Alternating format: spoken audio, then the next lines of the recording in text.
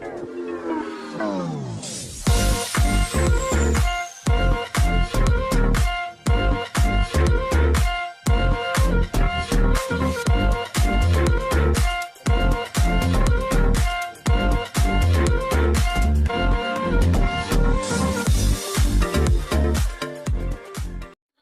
sejahtera Malaysia, tuan-tuan dan puan-puan semua. Satu kejutan besar, satu pemecatan yang mengejutkan bagi saya. Ini satu pemecatan ataupun perlucutan jawatan yang mengejutkan ke seluruh UMNO. Ini adalah berkaitan dengan Perhimpunan Agung UMNO 2023.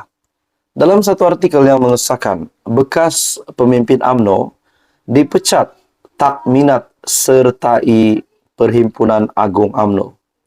Bekas Timbalan Ketua UMNO Bahagian Putrajaya, Datuk Tun Faisal Ismail Aziz, menegaskan tidak berminat menghadiri persidangan Agung UMNO PAU 2023 di Pusat Dagangan Dunia WTC Kuala Lumpur bermula pada 7 Jun.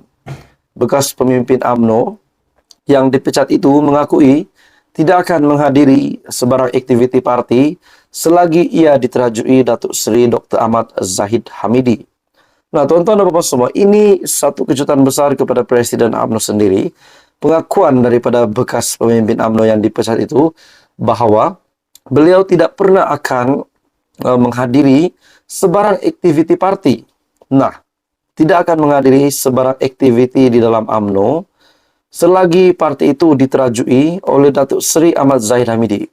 Adakah dengan ini beliau juga mahu Ahmad Zahid Hamidi meletakkan jawatan, barulah beliau akan menyertai ataupun bersama-sama lagi di dalam perjuangan UMNO? Dalam artikel ini, selagi presidennya Ahmad Zahid, saya tidak berminat untuk hadir. Wow, sangat berani kenyataan ini, dan bagi saya ini pasti mengejutkan Zahid Hamidi sendiri.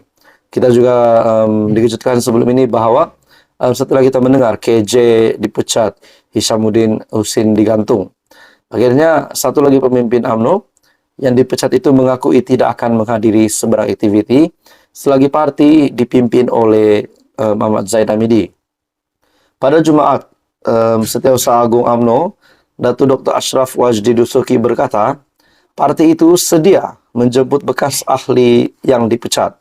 Namun hanya perwakilan dibenar memasuki Dewan Merdeka WTC. Maksudnya, kenyataan dari Ashraf Wajdi Dusuki, parti sedia menjemput bekas ahli yang dipecat.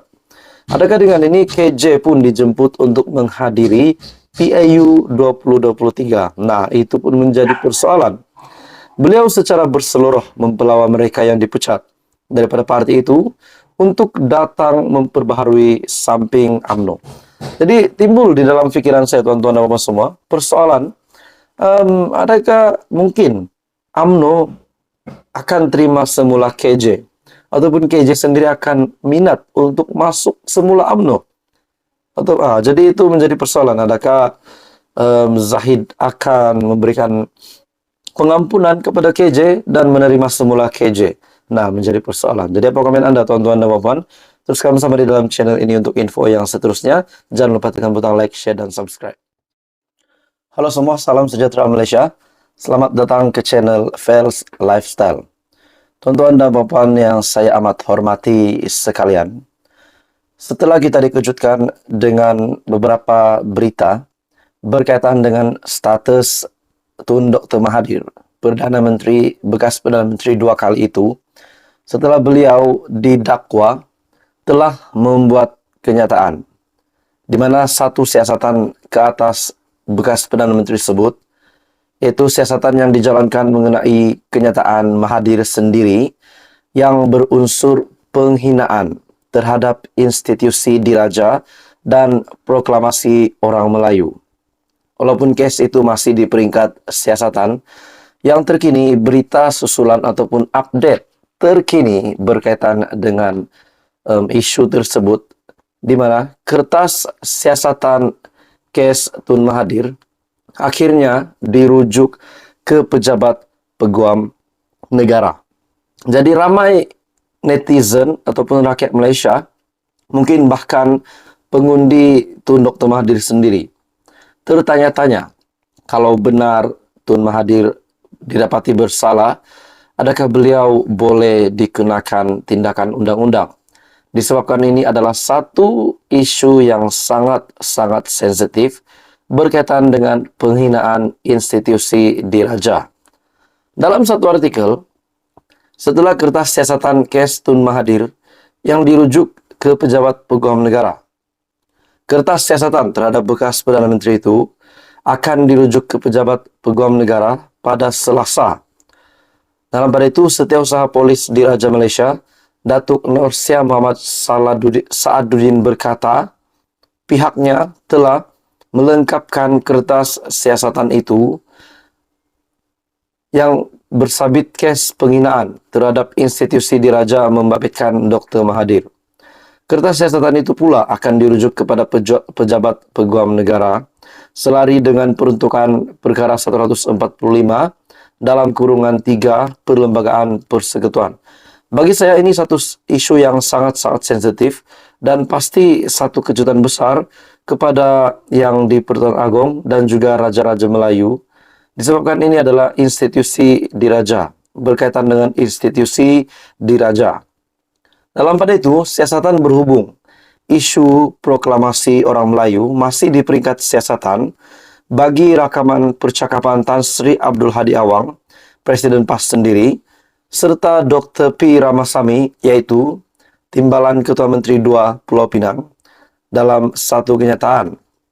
Pada Jumaat pula, unit siasatan jenayah terkelas USJT D5 Bukit Aman telah merakam percakapan Dr. Mahathir pada jam 10.30 pagi di Yayasan Al-Bukhari, Kuala Lumpur.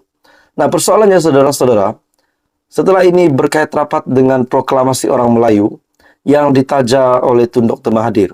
Dan kita tahu bahawa Tan Sri Abdul Hadi Awang pun bekerja sama dengan Dr. Mahathir.